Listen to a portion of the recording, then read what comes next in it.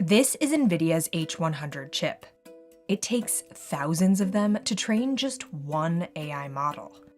And each chip is worth more than $25,000.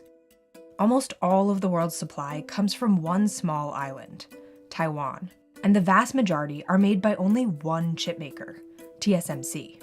It's arguably one of the most important companies in the world, so any disruption to its operations could affect the global economy.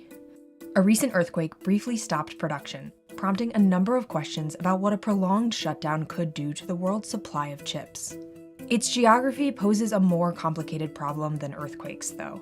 TSMC has 15 factories in Taiwan, mostly clustered along its west coast, less than 100 miles from China, and that makes the US very uncomfortable. China has been clear about its intention to eventually take control of Taiwan, which could have devastating consequences for the current AI revolution. Here's what the US is doing to secure the chip supply chain before it's too late. Today we mark one of the largest investments ever in our nation's history in semiconductor manufacturing. So how did all of that power wind up so concentrated in the first place? Taiwan saw the potential in chipmaking early in the game, investing billions back in the 1980s. TSMC pioneered the business of producing the chips instead of designing them. That focus on manufacturing gave it a scale nobody could match. Taiwan Semiconductor Manufacturing Company produces around 90% of the world's most advanced chips. And that level of concentration in Taiwan in the hands of a single company is vastly greater than you see in the oil industry with Saudi Arabia or with OPEC. Some defense analysts believe the company's remarkable value serves as a deterrent to a Chinese invasion, with TSMC often referred to as Taiwan's so-called Silicon Shield. Nobody can control TSMC by force. If you take a military force or invasion, you will render TSMC factory non-operable. In the past few years, China has grown more aggressive in its stance on Taiwan. It has stepped up military drills around the island, driving up fears that an invasion could come soon. Last year, Warren Buffett sold billions of dollars worth of TSMC shares within a few months of buying the stock. He later said geopolitics was one of the reasons for the sell-off. Even with the increasing concerns, the world has very few options when it comes to high-end chip makers. TSMC is extraordinarily difficult to replicate. A single new chip-making facility can cost $20 billion. They're the most expensive factories in human history. And so simply finding the funds to build a new chip plant is itself an extraordinary challenge. The company is crucial to global supply chains, so the impact of an invasion of Taiwan could be disastrous. TSMC, the manufacturer of semiconductor chips on Taiwan, if that is blocked, it will have an enormous global financial impact that I think runs somewhere between $600 billion to over $1 trillion on an annual basis for the first several years. There are suggestions that the US could take drastic actions to prevent China from taking control of TSMC.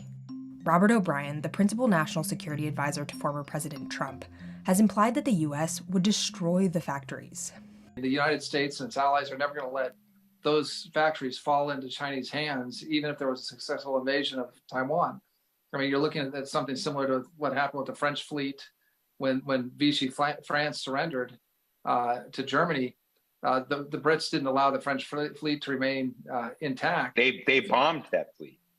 That fleet was destroyed.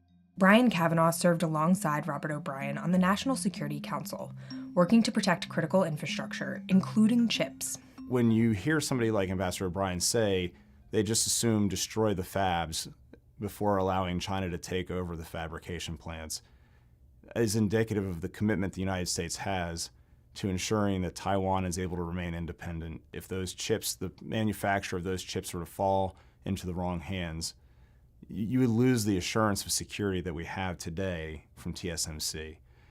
And that's something that would erode the national security in a way that is almost insurmountable. To reduce the risks, the US is investing billions of dollars to shift the supply chain back home. We're going to make sure the supply chain for America begins in America. President Biden's CHIPS Act includes subsidies to encourage TSMC and other chip makers to expand production outside of Taiwan and onto US soil. TSMC recently announced a factory expansion in Arizona, raising its investment in the US chip economy to $65 billion. 2 factories are already under construction, but the company is grappling with a number of issues. TSMC has faced some real challenges in learning to operate in very different environments, finding the right types of workers that are needed in constructing these ultra-complex facilities, and managing the construction process has, I think, been more difficult and more time-consuming than TSMC initially expected. The company is trying to get US visas for hundreds of skilled Taiwanese workers, but American unions say this is an excuse to hire cheap foreign labor. Beyond the US, TSMC is building its first factory in Europe with the support of the German government. It's also opened its first plant in Japan. The factory in Japan won't be operational anytime soon, and it will not produce the cutting-edge chips that it makes in Taiwan. With delays at the Arizona plants, the race to secure the supply chain is getting extremely tight. Speaking about the threat to Taiwan, the timeline was becoming actually contracted quite dramatically in real time. And people are looking at a 2027 event horizon for action on Taiwan and the potential blockade in the Taiwan Straits. For the US, de-risking the supply chain of a key technology with a single choke point is an urgent priority.